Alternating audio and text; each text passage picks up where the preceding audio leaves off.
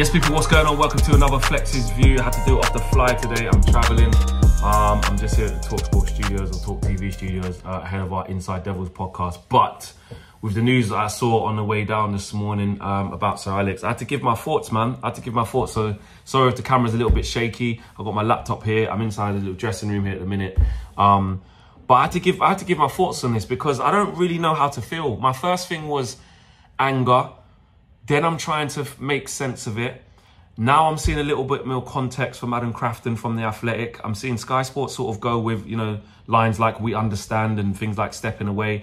And Adam Crafton's been very, very quick to sort of dispel that and say that Ineos are sort of, you know, putting the PR out there that trying to shy away from the heat, that this is their decision. This is Sir Jim Ratcliffe going to Sir Alex Ferguson and saying, "We are no longer paying you for your ambassadorial role at Manchester United." And for me, I feel uncomfortable.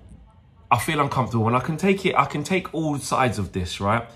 My first reaction and my first emotion is one of discomfort, and it's not just because of the glory days or we have to move on from Sir Alex. And no, it doesn't sit right with me. This man gave us 26 years. He won 38 trophies at Manchester United. And the club's so messed up right now, right, that as part of the cost cutting, you take away, you know, the couple of million quid a year for, you know, our longest serving manager who's brought the most success for the football club. It doesn't sit right. Meanwhile, we've got players here that are taking resources out the club. We've got players that are deadwood. And, you know, we're extending players' contracts. Yes, all right, to keep a little bit of value, but this doesn't sit right. And but then on the other hand, this is a really big, bold statement from Sir Jim. It shows he's got balls. I'll say that. It shows that he's, you know, willing to separate emotion and sentiment. And actually, with what KG said yesterday, when he was like, you know, Ineos aren't listening to the fans, you know, they need to be ruthless, they need to do what they think they need to do. On the other side of it, it's cost cutting. But surely Sir Alex Ferguson, who has done all that he's done for this football club, he deserves to be in the twilight. He deserves to be in the sunset. He's not involved in a decision. He's not involved in sort of, you know, the day-to-day runnings of the club and the big decisions that are being made. You know, it's his job to remind people and to basically see how this side of his life goes. He gets to decide that. Sir Alex gets to decide that. He gets to decide when he walks away from the club. You don't get to come in, you know, and I know that there needs to be things changed, but you don't get to come in my opinion, and tell Sir Alex Ferguson, right, could there not have been a negotiation of salary? Could there not have been a negotiation of maybe we're going to bring it down a little bit? To just go in there and say that basically he's sacked from this ambassadorial role. Because I know I know a few of the other, but you know, I speak to Coley whenever I see him. He's an ambassador. Robbo, he's an ambassador. You know, I've seen Gary Pallister over the years, Dennis Irwin, these types of guys. You know, Paddy as well. You know, and look, it's a very important part. It's a very important part, right, of the club. I'm not saying, because I know there's a lot of sizes, I'm not saying that we should be stuck in the Ferguson era. We shouldn't move away from it. And people say that's the problem. We keep looking in the past and not the future. I've got no problem with that. But also we need to remember how we became the club that we are. We need to remember the very reason why, the fact that we've you know, not won a title since 2013, but we can still generate masses of income. We can still, you know, be one of the biggest clubs in the world, is because of what this man done for us. Because of what Sir Alex Ferguson done for us. And of course, what happened with Sir Matt and the Busby Babes. You know, the legacy of the football club, the DNA, the fabrics of the football club. It doesn't sit right with me that you say to this man that he's you know, no longer going to be upheld to this level. I don't like that. I think this should have been done differently. Also, there's no official club statement. I don't like that. And when you see what Adam Crafton was talking about, when he's gone really strong on this from The Athletic, and you see how this has been widely reported, I think Cricket Talksport is basically saying he understands it, that, you know, things were amicable and this, that and the other. Well, it seems like there's pushback from Adam Crafton, who's the one who broke the story and went exclusive with it. And it seems like Ineos are trying to trying to sort of get away from this whole, like owning up to the fact that you got rid of Sir Alex. You sacked him. You sacked him, and that's the bit that I feel uneasy about. At least come out and say what it is.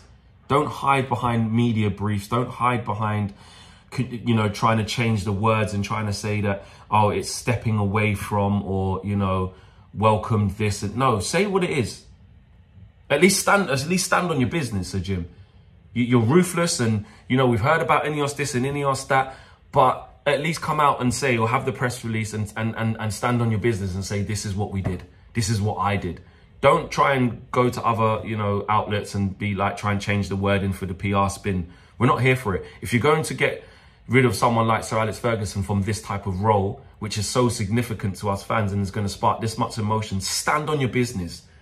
Because I tell you what, I get it. I get the club needs to go in a different direction. I get that we need to sort things out financially. The club has not been run well. I'm here. I understand all of that. You know, we axed like nearly 250 jobs. You know, we took company credit cards away. We stopped chauffeur-driven cars from being driven. We stopped free staff travel to the FA Cup final. Like, there's loads of things that have been done. But this is something even the Glazers signed off. Even Joel Glazer, even the Glazers went, you know what? Without Sir Alex, we wouldn't even be able to be sitting on this gold mine. Without Sir Alex, we wouldn't even be relevant. Without what Sir Alex has done in terms of the services to the football club, we wouldn't have been able to do any of this. So what's a couple of £1 million a year when you got fucking Anthony, people that the manager's bringing in? You got Anthony on over 220 bags a week. You got Jadon Sancho, who we're now paying to play at Chelsea, who don't want to be here no more. You know, we fucking signed Pogba. We signed Pogba back for 90 million. Let him go on a free the first time. Sign him back for 90 million. And then let him go again on a free. Now, I know these ain't Ineos' problems, but I'm saying these are all the things that have happened. And actually, I know you could say that's unfair because, you know, they weren't here yet, and this is the reason why they're doing it. But I don't think this needed to be like this. I think there's a way, and that line of he's welcome at Old Trafford anytime. What the fuck? He's not just some player who's played 25 games for us. He's not just someone who's come through, and no disrespect, but he's not just someone who's come through the academy who didn't quite make it into the first team and you say they're always welcome back. This is Sir Alex Ferguson, mate. What do you mean he's welcome back? He deserves the fucking keys forever. And that is a little bit of the emotion talking. I get that. But at the end of the day, I just lean more towards that this shouldn't have been done like this. I get there needs to be cost saving. I get that finances need to be looked at. Could you have halved it? Could you have put it on 1 million a year? Could you have given him the option? Because what it seems like, unless I'm completely wrong and I'm mistaken, what it seems like is that he's been told that he's been relieved of the duties. Not, let's sit down, Sir Alex. Listen, for your 26 years of service and 10 years plus as an ambassador, you obviously want the best for the club. Can we sit down with yourself and basically get a gist of, you know, where you are, and this is where we are, and this is what for the best of the club. Sir Alex, and look, I can't speak for Sir Alex, it's just my opinion. Sir Alex would probably take a 70, 80% pay cut to still do that role. How do we know that? And I'm not saying that's definitely what's happened, but clearly from what's happening, from what Adam Crafton's saying, is that Sir Jim Ratcliffe has gone in there and said, you know, this is what we're doing. You know, I've got the piece in front of me here.